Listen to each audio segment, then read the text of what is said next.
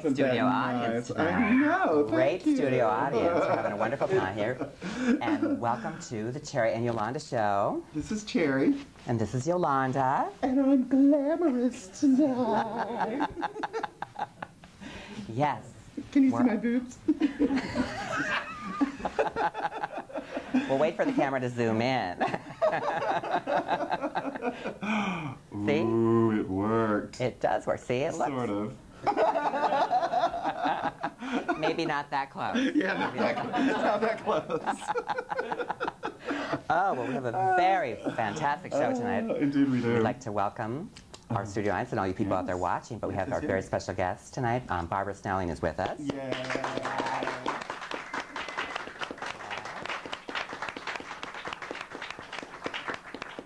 And also joining us on tonight's program are Jerry Acosta. Yeah. Keith Goslant is here. Yeah.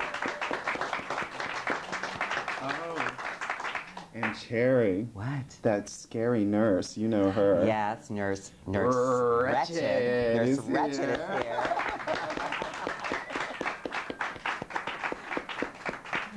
And comedian Paul Cook is back with us. So we have a great show lined up. We have a fantastic show. Indeed, and I'm gonna sit down now. I know. Because, you know, because we can. Because we can. Because And my it's our shoes show. are hurting. Oh my goodness, those are wonderful shoes. These are cute little shoes. Yeah. They're little fuzzy shoes. They are. Yeah. Well, last time, I forgot to bring the fan letter that we got. Because, you know, we don't get that many.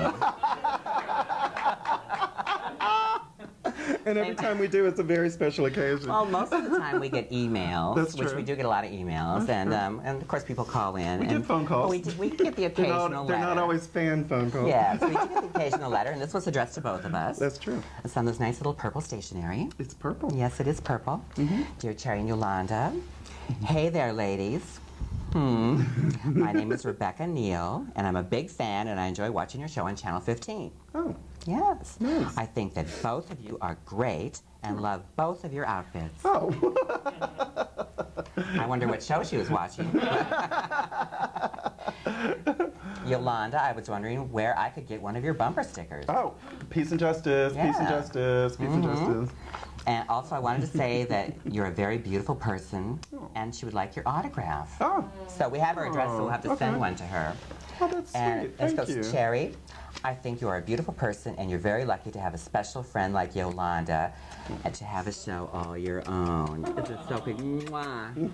It is very special to have someone as nice as Yolanda here with me. It's Oh, great. Thank you. Yes. And it's signed, you know, Rebecca. And thank you so much, Rebecca. And she's probably out there watching because she said she watches all the time. I hope so. And that's really nice. That is really nice. God, I really do appreciate letters. You know, I love them. So please, cards, letters, Whatever. you know, whatever. We love them. But and I was going through the old tapes of our show. And actually, you know, our first show was in August of '96. Oh my God. So we're now starting our 5th year. Wow. On television. 5th year. Remember those early days? Yes, I do, and I'm so much better now. We've both come a long way. We've come a long we should way, do that baby. whole I know. retrospective thing. It's like I know. scary. It was so funny. Our first show. From Scary Tart to Cherie Tartt now.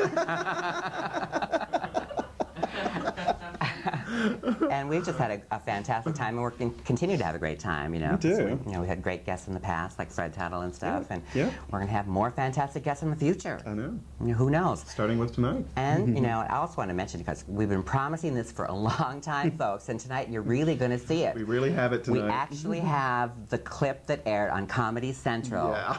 They did a clip of our show on The Daily Show with Jon Stewart, who I love. He's so good looking. He is so good. So good looking. I watch him all the time. I don't care what he's talking about. I have to watch him. And he's on Comedy Central. And this is a clip they aired in their public access segment. And I think we have that all queued up now, I think. So we should cut to that.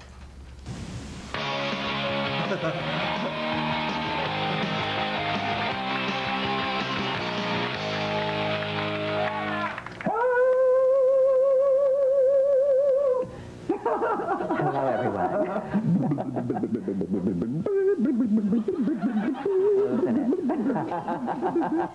That was, of course, Cherie Tartt and Yolanda. And, oh my God, I just had a recovered memory. Now, Monique Clowe sings her heart out while doing an impression of Dorf. I'm like a mule.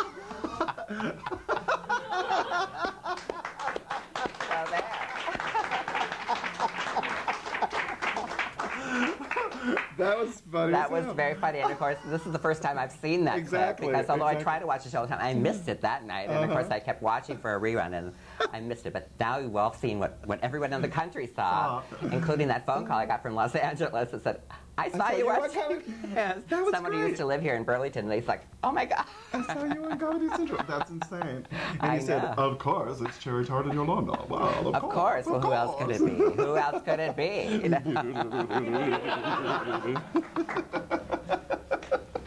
So now, there you go, see? We saw it.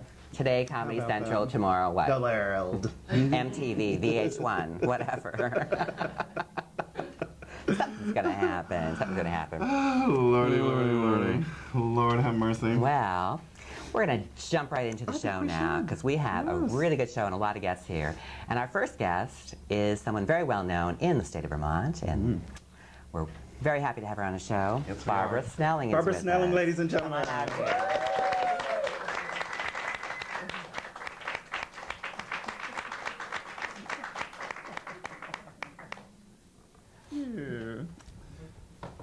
Here we go. Hello. Hello. Want to clip this on you? Mm-hmm. There we go. Now we can hear. Okay. How are you? I'm fine. Great. Good. Doing It's so real good well. to have you here. Yeah. Well, thank you. Wow, It's this good is to be here. exciting. Thank you. Thank you very much. Well, when I called you, I think it was 2 months ago, when we first started talking about having you on the show, and one of the things we mentioned was the work that you do with literacy. And I thought that was very important, because looking back on my life, and it was scary for me to do this, but I started when I was in high school, working in the high school library when I was 15. Did you really? I worked in the So- library in the 4th grade. So if you count that, Different level. Yeah, different level. Right. if you count that, and up till today, where I'm working in a publishing company That's now, right, that's that right. means I have 25 years of experience in books. Yay! Okay. That's a pretty scary thought there, but I mean, I love reading and books, and it's something that's very, very important to me, and I know it's important to you too, the literacy. And, It's important to me for what it means to those people who aren't Oh, literate. definitely. Definitely, Definitely, yeah. Yeah, because they really have some difficulties to overcome. Very And it's true. very, very hard. Yeah. It's hard to get along in the world, even, I would imagine, just driving or shopping or anything. Or health. Or help, yes, Yeah. exactly. Yeah. Just about If you anything. can't read your prescriptions. Oh, yeah. You don't know how to take them, Yeah. stuff like that. Yeah. Some very basic kinds of things. So when did you start getting involved in this Well, literacy thing? it's, golly, year and a half, year and 3/4 ago, I was asked by the folks that are involved in Vermont Adult Learning if I would become an advocate for the illiterate and for the programs that are designed to help them. And I said, well, advocate is a strong word, Yes. and I need to know a little bit more about what you do. While I'm certainly very strongly interested in the cause, I need to know how well you're addressing the problems. And they said, fine.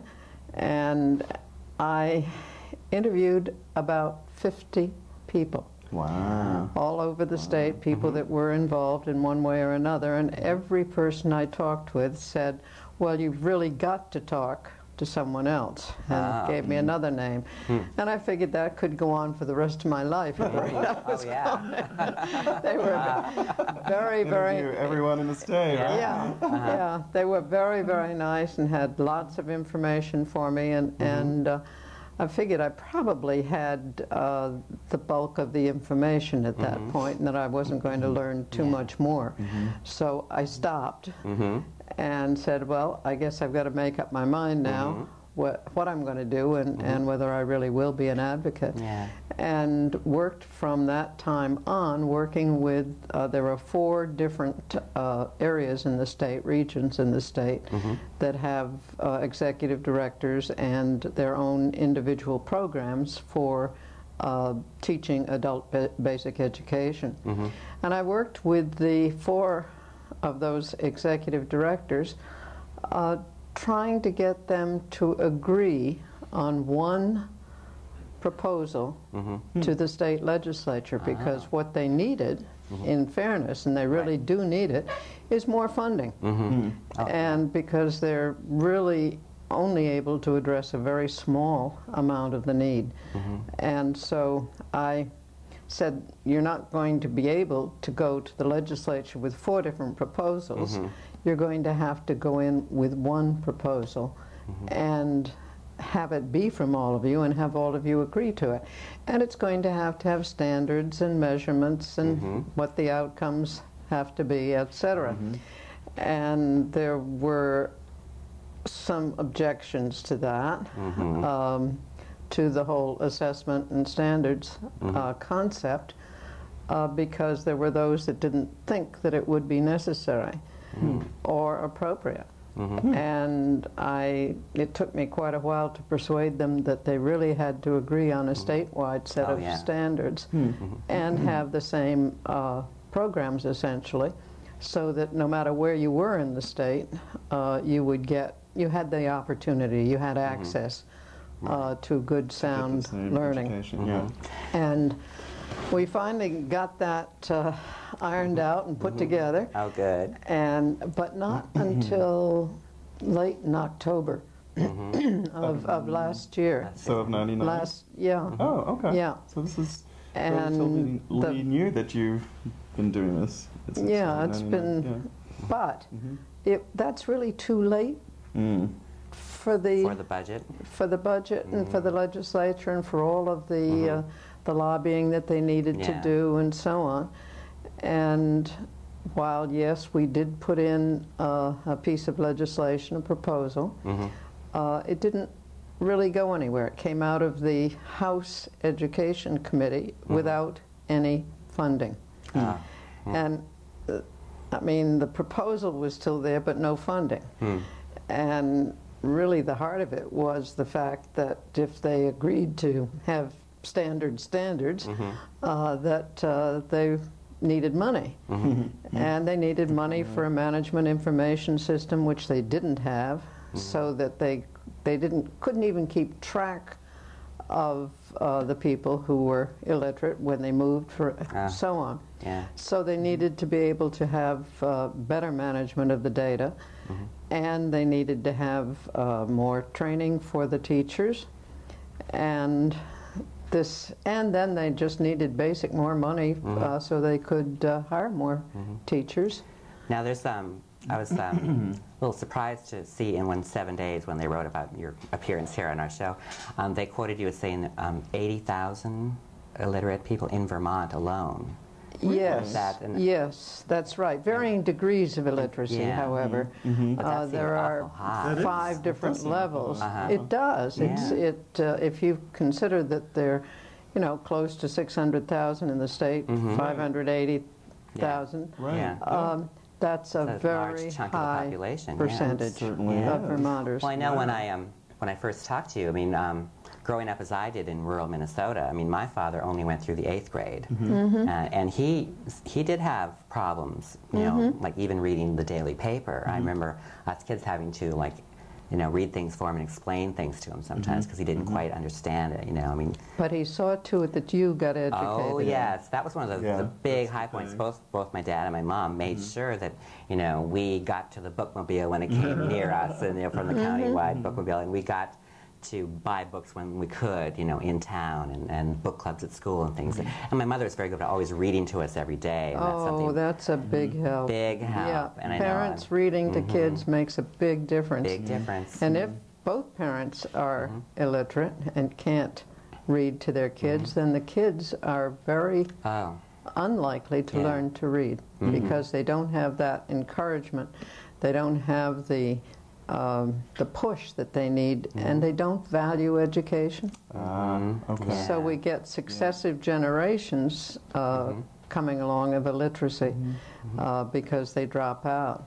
And that 80,000 is comprised of a large number of high school dropouts, and also those who, while they didn't drop out, got social promotions and really didn't learn. So some really tragic situations there. Oh, yeah, and I was just thinking back when I was recalling this that even when I was a senior in high school, I mean, there'd be like the people on the sports teams that kept getting passed from grade to grade. Oh, and it's sure, like we'd have to read aloud in our senior English class, and it was painful and embarrassing sometimes to have these people read out loud. I mean, it's like, it was like, you know, it's just very hard on them, you know, to be able to have to do that in front of a class and to, you know, stumble over words that weren't that difficult, and it's a problem. It is problem. A very unpleasant situation for those in school who have had whatever reading problems, and that's why they drop out, because it's a very uncomfortable situation. For them, But it continues into adulthood because that means that they have the lowest income. Because if there's nothing that correlates more closely with income than the level of education. And we talk about the need for minimum wage increases, and in the meantime, yes, we do need minimum wage increases. But at some point, if we had all of the people well educated, they would be able to earn considerably more. Oh, yes. And so many of the people who are illiterate, or most of them, are in poverty situations or very close to poverty. There are some 7 or 8 out of 10 in corrections. And wow, okay. Yeah. That's a staggering number. It sure is. Wow. Yeah. And we've got a very good program now going in corrections. Bob Lucenti is in charge of that, and he's doing a very good job. And one thing that I like about what he's doing is that when they have learned enough so they have the equivalent of a high school education, they go back to their original high school and get a diploma with the rest of the That's really nice. kids. Yeah. I think that's terrific. Sure. And Sense of gives them a accomplishment there, different attitude towards education. Probably helps with their own children later on. Oh, I'm sure, yeah. And perhaps helps with keeping them out of jail in the future. That makes sense. Well, how do you target, or do you do an outreach type program to find people? Very hard to find them, very hard. But the welfare reform program requiring people to get jobs has been a good way to recruit because they can't get the job unless they're able to, they can't get a decent job unless they're able to read. Correct. And it isn't just reading, it is computing, it is problem solving. All of those are part of being literate and very, very important. So, what is the age range of the group of people in Vermont? The largest chunk is 16 to 24. Really? Well, the dropout rate is pretty significant. We don't actually know what the dropout rate is. We hear some very optimistic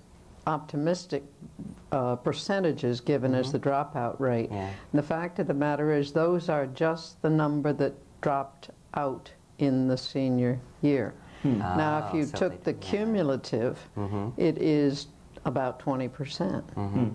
Now, I know And that's what we then get. Yeah, and I was just actually thinking about that just now, too. It's like, because through our work that Yolanda and I do, we meet a lot of younger gay and lesbian people who are, and I've noticed a lot of them are dropouts. And they're like, either they're planning on going back for a GED or working at it right now, but, and that's, of course, doubly hard for them because dealing with their sexuality in school and then having the pressure, of that, and then not being able to read. There's a lot of at a correlation certain But level. the school is a hostile The school place. is a hostel, It and is, so they don't feel It's a- comfortable there. Definitely a hostile Yeah. place, and people leave. Yeah, you know? I know, And then and that's they're Yeah. stuck. And that's a big problem because then again, once you get into the workforce, what can you do except the lowest paying jobs? That's right.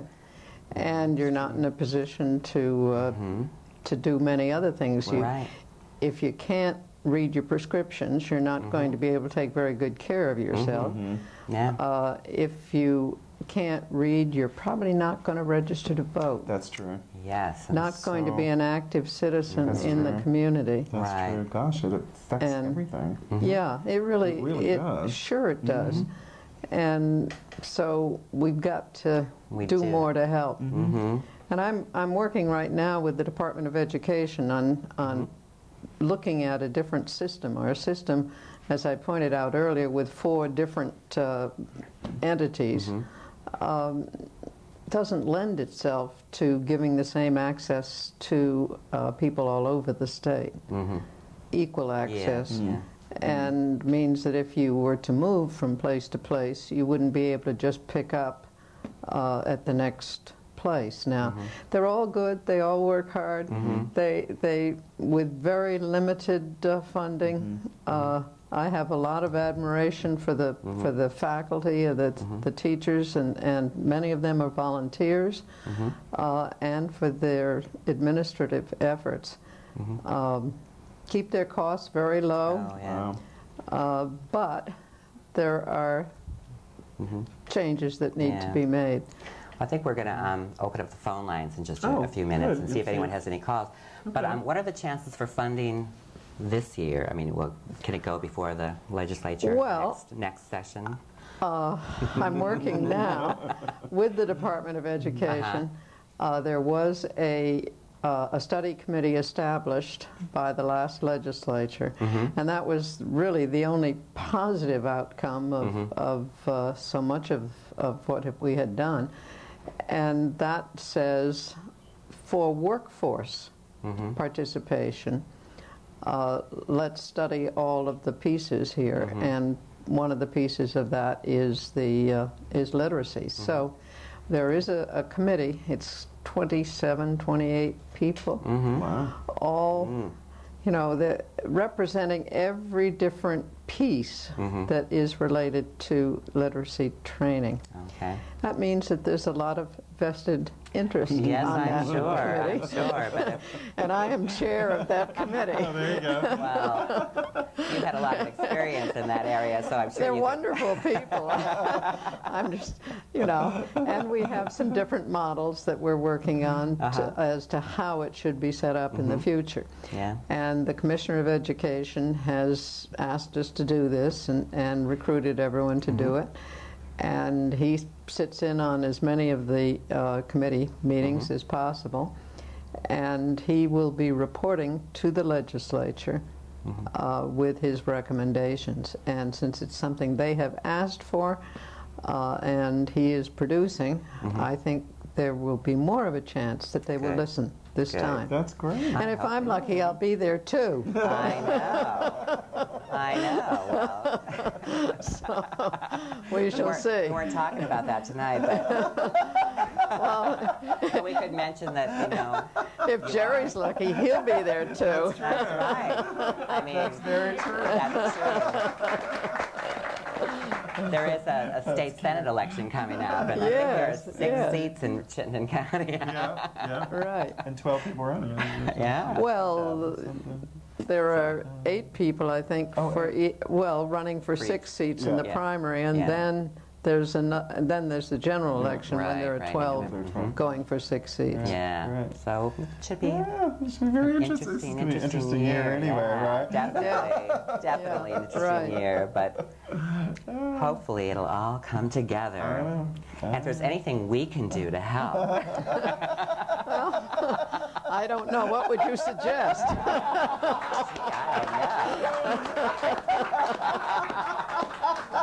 I like to read. Well, when you both said that you were active in the library, well, Yes, I know. We could, you know, what she didn't say was she 15 in the 4th grade? So, yeah, how old were you in the 4th grade? Oh, God, I don't even remember. That's been way too far away. Too long ago. Well, I know like in New York City and places, they do have like readings at the libraries and things to raise awareness and stuff like that. Fundraisers. You did children's. Didn't you do a children's at Pride this year?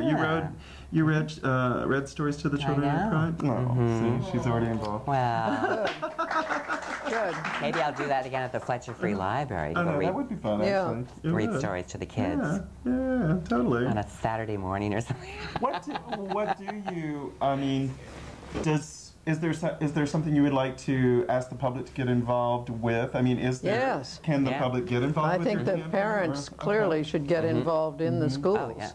Helping read to kids and at home reading to their kids. And the parents and interested citizens certainly can let their legislators know that this is something they consider important. Oh, yes. Definitely. So, because if you looked at the kind of money that is necessary to really do a good job, it's expensive. Oh, sure. If you say that for every one of those kids, or adults, they deserve the same kind of funding that we put into the school system because they are all school failures.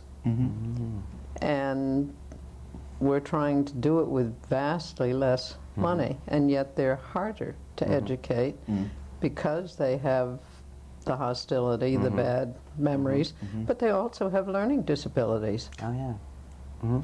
So it takes more. We do have a phone call. We had a phone call. Let's see what's going on. Hello. Hello. Hi. Yes, for Mrs. Snelling, I would like to have you address, please, these sprouting of these signs all over that say, Take Back Vermont. And isn't that a little like saying, Save the Dinosaurs? And I'll hang up and listen. Thank you.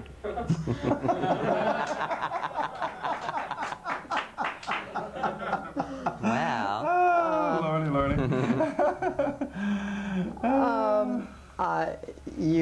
You may have a nice humorous way of putting it. Certainly, I like the folks who have said, let's look at the future of Vermont and where we want it to go, rather than saying, take back Vermont.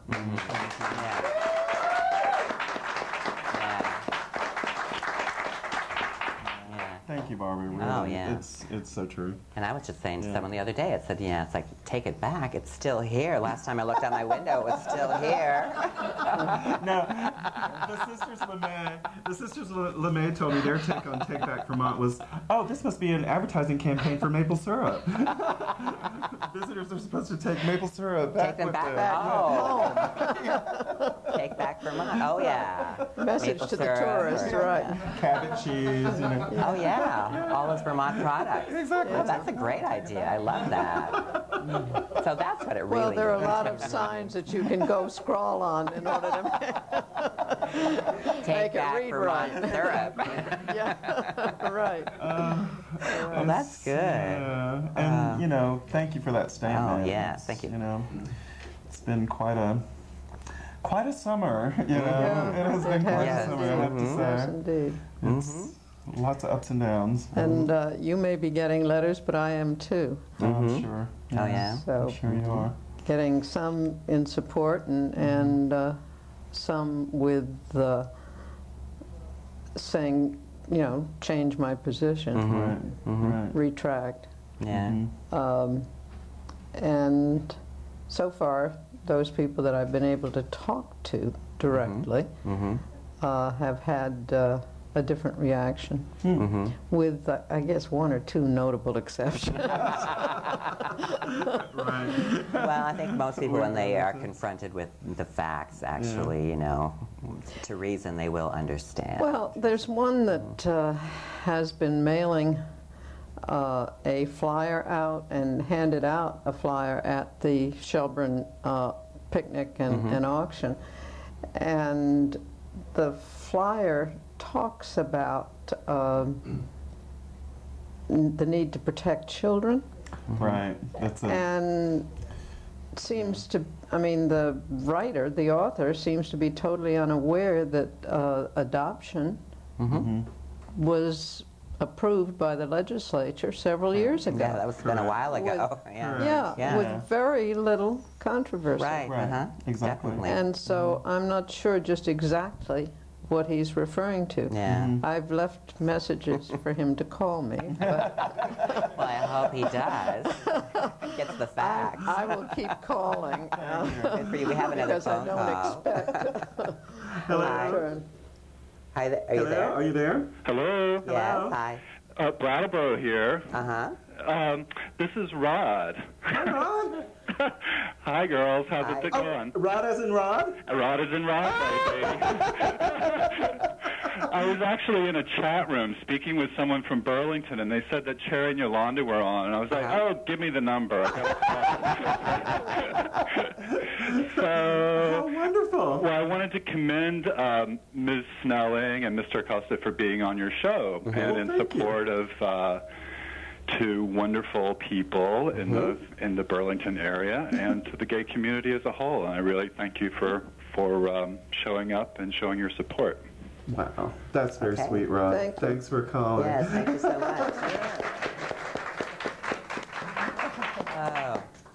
Yeah, it really is. It really is wonderful of you to be here. And we do appreciate it. Yes, and thank you so much for being on the show and for all that information about literacy. And I do hope that you managed to get down there and help straighten them out this year and get that funding that they really need. Right. And so I'd like to remind everybody that the primary is coming up September 12th. Yep. So be sure to vote. And then also in the general election in November. So there we go. if you don't vote, you have no right to complain. Exactly. That's right. That's true. True. Definitely. But you've got to be able to read in order to vote. And to read the ballot. Yeah, that's right. That's true. Yes, you can have all that tiny print on the ballot, all those little measures and things. You have to read everything. That's true.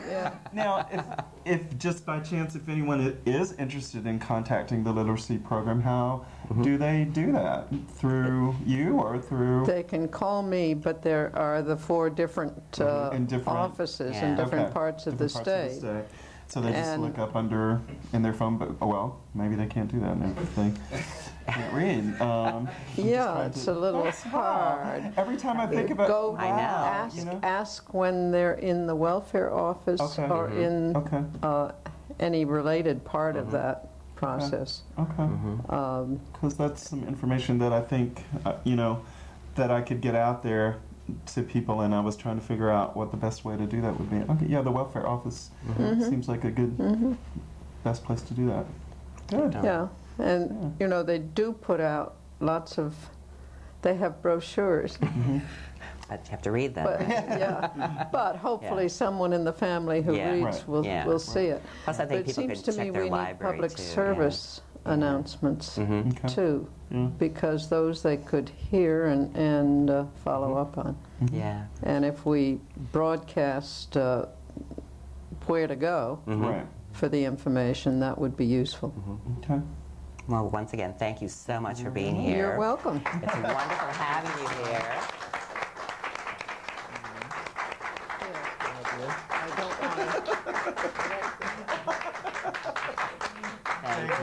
Thank you, Barbara.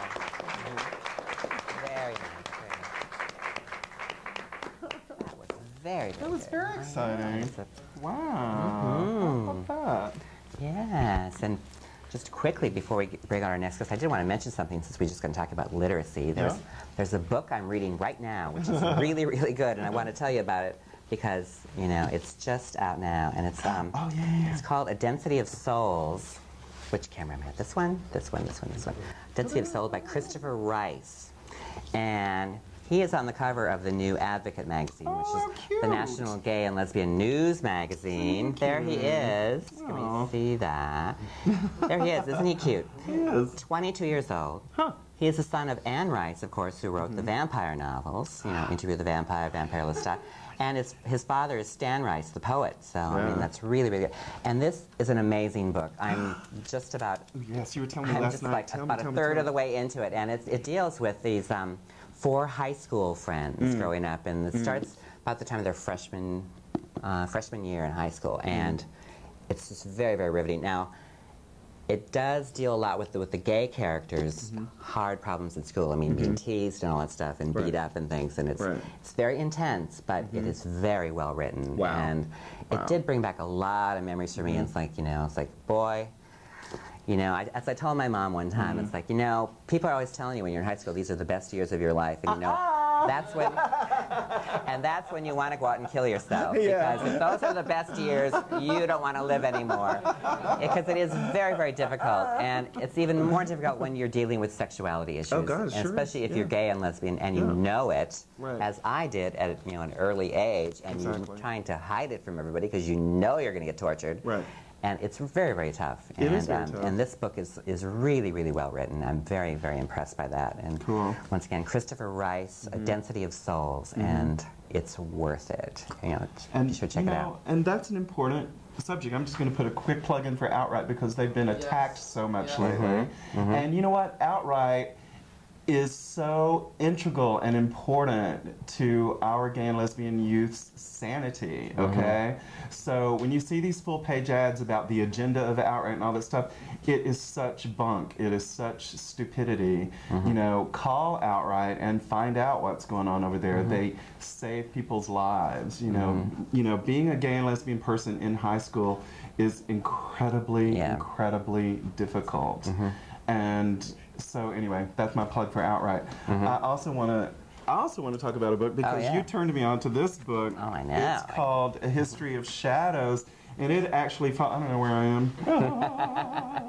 This is a really cool book. It actually follows 4 gay men's lives from the early 1900s to the 70s, and it's very, very interesting, and about all the different things that these 4 gay men went through and how gay life, you know, changed so much from the early 1900s to now, but we're still dealing with the same issues, right? So we're dealing today with people that hate us because of whatever, la-da-da, and we've got Take Back Vermont signs and all this stuff and everything.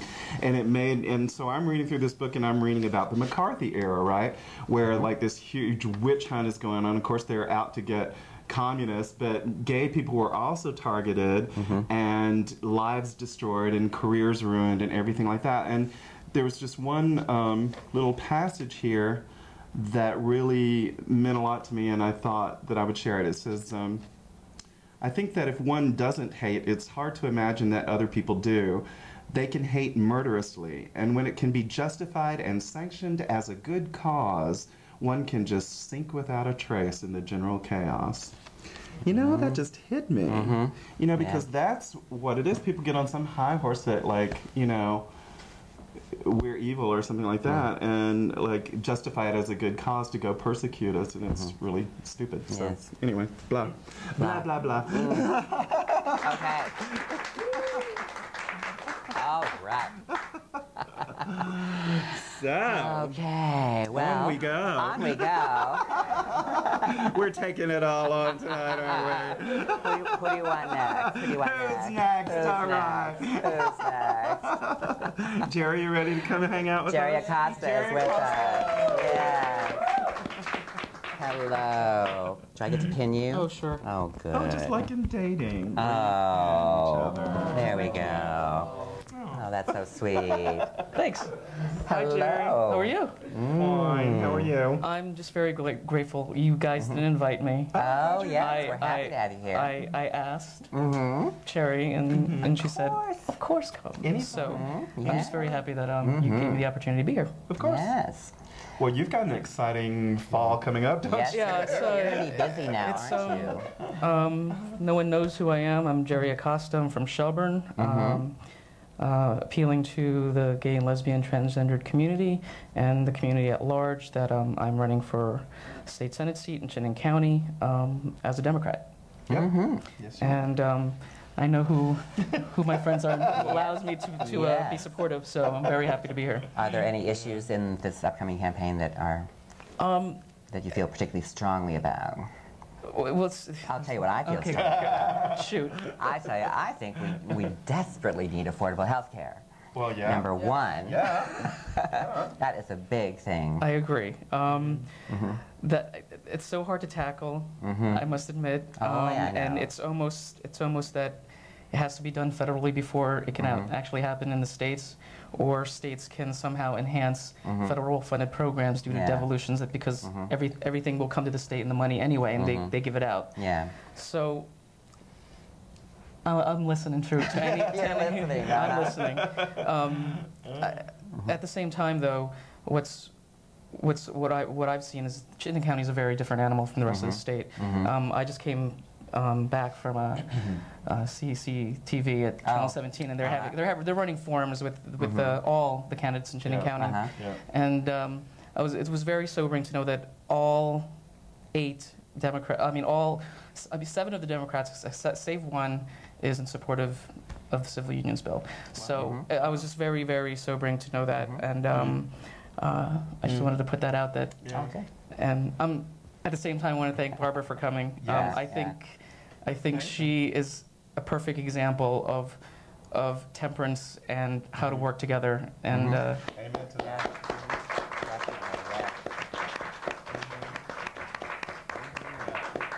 And that's what we need. I mean, you know, it's like a balance that we've got to, you know, look for. so. Yeah. Anything else? So much. Well, there's just so much. I mean, that was interesting that you mentioned healthcare, because you're also on the board of Vermont Cares. Yes, I am. I mean, you're very involved in the community, and you know, you've done a lot already to further people's health and people's well-being and this, that, and the other. I mean, so you know. It's you know, coming in as and my whole message for running, and my motivation for running for the Senate, is that the audience here, the late 20s, early 30s generation, really don't have a voice in Montpelier. What's happening is that the perception is that we don't care and we're apathetic, and that we don't do anything. Well, I want to change that perception, because here I am. I'm living proof that through my work, I'm the communications director at the Snelling Center for Government. And our work with state government agencies and departments, and how to collaborate, how to find the issues, and really bring together the experts, and to see how do we tackle this. And it's all fronts. It's not one-sided. And I think being able to work with that and with the center is giving me a lot of ammunition to, okay, I think I could do this. You know what? I'm new. I admit it. I probably have the least experience in the legislative process, or even lawmaking. But when you leave out my generation's thoughts and input, you're not getting the whole story. And that's my main push. Is I want to motivate my generation to go out there and vote. September 12th primary, and later on November 7th, which is the general election, just to go out there. There are definite choices, and especially in the gay and lesbian community, you know, and this is the truth. If you want the party to keep on going, go out and vote, because you won't. I'm not going to give you the chance to bitch later on. Okay. Right. That's true. You really have the power by voting. So. Yeah. Very cool. Very nice. Thank you. Well, we have another guest here tonight who's also going to come up onto the set right now. Keith Goslant is from Montpelier. And he keeps track of all these things going on down there. Yes, your pin too, baby. Oh, wait, I'm going to pin you up here. There we go. Right. You and Virginia are the governor's liaisons. We're the liaisons to the Office of the Governor and State Government, representing Vermont's lesbian, gay, bisexual, transgendered, intersex, and questioning communities. Yep. Indeed. That's exactly who we are. Wow. And it's about time you invited me back. I know. It's been too long. It has been too long, and I'm really glad. Is that all part of the title of the job? When I first started doing this work 15 years ago, I never heard myself being referred back.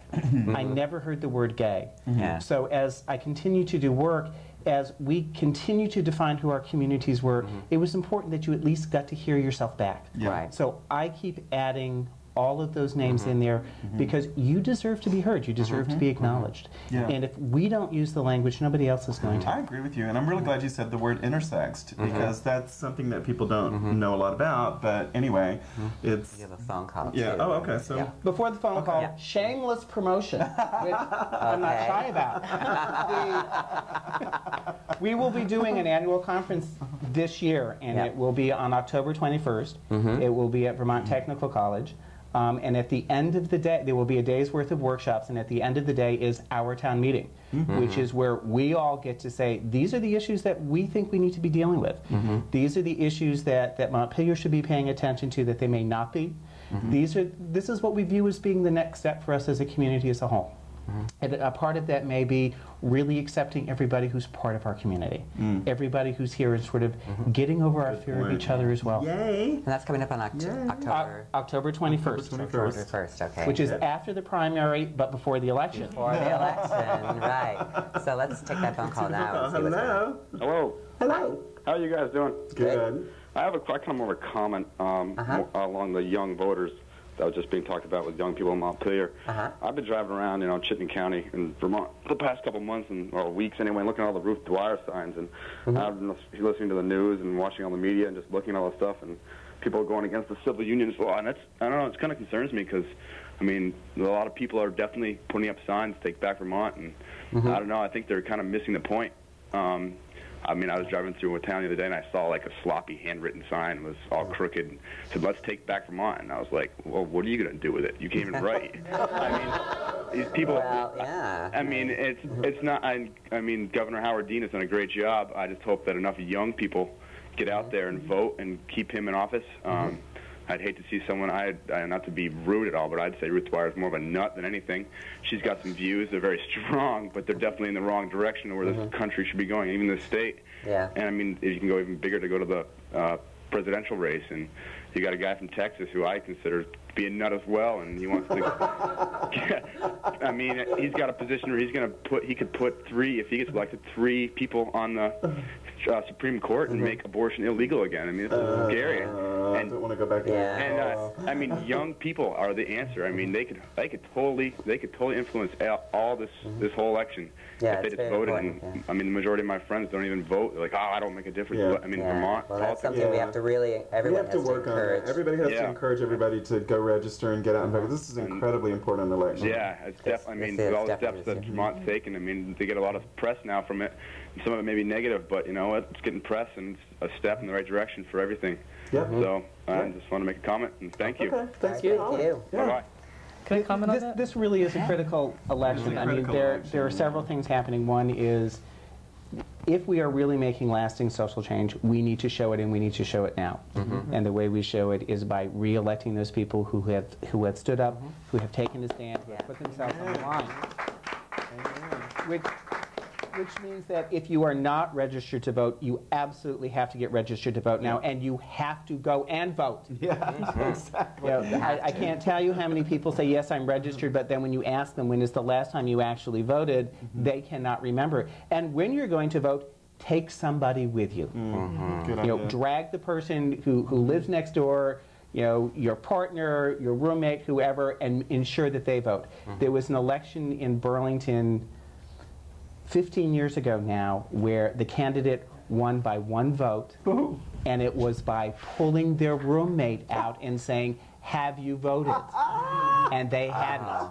He won by 1 vote. The other thing that we have to keep in mind, sort of long term, is that we're going to get census numbers.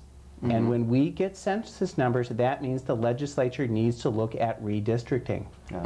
Do the districts as they are defined now reflect the population density? And that's how we determine representative seats. So whichever party is in control is going to have a great deal of influence as to how those districts are configured. So there is more than just us. Didn't know that. Also, 10 minutes. The other thing is we have a great deal of people watching what's happening here. You know, have we really created something that will stand? There are other states who are considering a civil union type recognition of relationships. Correct. And they are ready to go forward only if we can show that you can get reelected, that it is an issue that people can support. To the person who called in, I would say, not only count those number of Take Back Vermont signs that you saw driving through, count the number of houses that don't have them. Well, good. When you look at numbers and you look at everybody's polls, the numbers are not that far apart. There's like 4 to 5% difference in how people have responded as to whether they do or do not support civil unions. There are those of us who strongly support it. There are those people who strongly oppose it, and we are decidedly going to be vocal. We are decidedly going to be going door to door, but there's a great majority of people who are out there trying to figure out why this is an issue that they should really care about, how it impacts on their lives, and there's a phone call. And what we need to show them is that this does not take anything away from them. Exactly. No, it doesn't. That what we have been working on ensures that everybody gets included. What our opposition is working on is ensuring that people still are deliberately excluded. And that's not my personal vision of Vermont or the Vermont that I grew up in. Yes, let's see who's on the phone. Hello. Hey. Hi. How's it going? Good. You don't know who this is, do you? This is Dean. What's that? Is this Dean? This is. Hey. What's going on? Hi. I should be in bed at this point, but I'm not. I just want to call in and thank you guys for having Keith and Jerry, and especially Barbara on, because, I mean, it really goes to show that people like Barbara aren't taking the societal view of, if you go on to a program that has gay issues and stuff like that, that you are going to be deemed immoral or something like that. Right. And I really do appreciate you guys having them on. And I thought at first, like, well, this is going to be kind of a boring show, but actually it ended up being, I've got to admit. Never boring. You're never boring. No. But I mean, but what I meant was, actually, I'm really proud because I think it's one of your best shows that you've had, because it's really informative, and I agree that more people like Jerry and Barbara need to come out and speak their minds and let Vermont be for the people and be free, so that we're not overruled by people like Dwyer and Sheltra and Mills and everything like that, and make Vermont an example, saying that we love all people regardless of who they are or who they want to sleep with or what their beliefs are. And I think that if we can make a statement like that, I think the nation will follow. Yeah. That's great. Definitely. I think one of the important things that Barbara Snelling shows us is that you cannot make decisions solely based upon parties. Hello. Barbara has to be one of the most moral people that you're going to talk to, with an incredible degree of integrity.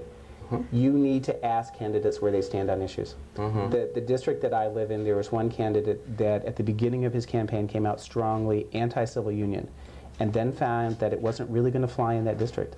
And so he's changed that language a bit, saying, well, yes, that's a concern, but here are all of these other concerns.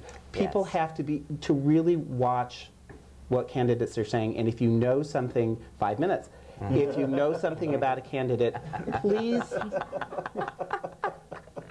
send me a note at please send me a note at the Coalition mailbox, which is P.O. Box 1125 in Montpelier, because I want to know what you hear about your candidates. I want to know what they're telling you, so that prior to the election, we can write up something comprehensive, so we have a sense of who is supportive and who isn't, not based solely upon party. I know people's voting records, but I don't know new candidates, and I don't know what they're saying. And you need to tell us that. That's good. And you can go to my website, JerryAcosta.com, if you need to know what I stand for. Okay. I'll go visit. Yeah. you off now because we do have to get Nurse Wretched out here. Nurse Wretched. There's an important... Yeah, you can stay here if you want. Nurse Wretched. Nurse Wretched has to tell us about a very important... Oh, she lost her cat. Her due. You're putting it on upside down here. There's a very important clinic coming up. Come, Nursey, come. Hello, nurse. Oh, have a seat. Have a seat. All righty then. All right. Hello. She's going to poke my eye out. Now, there's a very important clinic coming up for testing. Yes, there is. Right? Yes, there is. At Vermont Cares, Men's Health Project, we do the hepatitis A and B vaccination program. And what we do is we get the vaccine at a reduced rate, and there is no other cost besides the reduced rate of the vaccine. So for the full series of hepatitis B vaccine, you have, I think it's $60. The full series of hepatitis A vaccine is $40.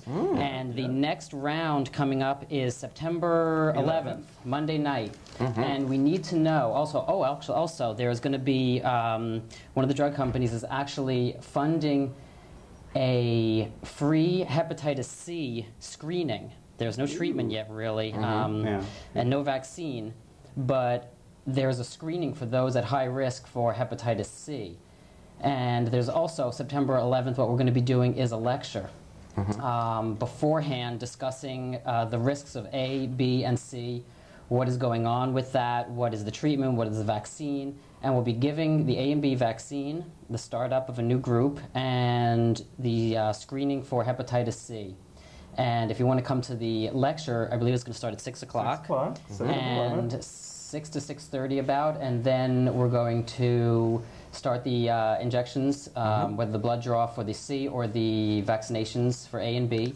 And you need to call Amy at Vermont Cares by the 5th because we need to order the vaccine by a certain time. So we need to know how many people are going to be there, and we also can't overfill the area so that we can get it done within a certain amount of time. So call Amy at Vermont Cares, 863-2437. Yep. And I'm fully inoculated. I've been fully inoculated. Yes, I have. Thank you. I had both the hepatitis A and B series. Thank you so much. So give a call and speak to Amy, and then come in and get vaccinated. It's especially for men who have sex with men, or a high-risk group for A and B. Yep. And injection drug users. All right. A, B, and C. We've just gotten to the last minute, and I have to tell. We have to mention two things quickly. Labor Day weekend. There's a Pride Cruise on Lake Champlain. Tickets are $20 right now. You can get them at Peace and Justice Center. Yes, Yolanda and I are going to be on there entertaining people. Yes, we are. Price goes up on Sunday, so be sure to check it out. They'll also be on sale at 135 Pearl this Saturday night. Saturday night. Oops, Saturday night, because there's a Wet n Wild party and I'm going to be a celebrity judge. So there. And then the weekend after that, September 9th, Yolanda's at CBGB's in New York City. It's really And we're going to talk about that on our next show. Yeah. And also, Paul Cook, we didn't have time to get him. He'll be on the next show, too, along with Jamie Pauley from Survey Says. So, okay. We got it all in, folks. We had a great time. Thank you all for watching. Thank you all. Time just flies by when we're having a great time here. Thank you. Oh, we had a great time. Enders, yes. Oh, you gotta stop smoking. You gotta stop smoking. And read this book. It's really good. And watch the Cherie and Yolanda show. Huh? At the Tunbridge Fair. This is at the Tunbridge Fair. Watch the Cherie and Yolanda show. The Cherie Yolanda show. Yeah. Make sure to watch the Cherie and Yolanda show. Make sure you watch the Cherie Yolanda show. Thank you. Weekly. Weekly. On Channel 15. On Channel 15. You did good, Fred. Yay! You used to be able to cut that. Yeah. That's how the movie was made. Bye. Bye. Bye. See ya. See you soon.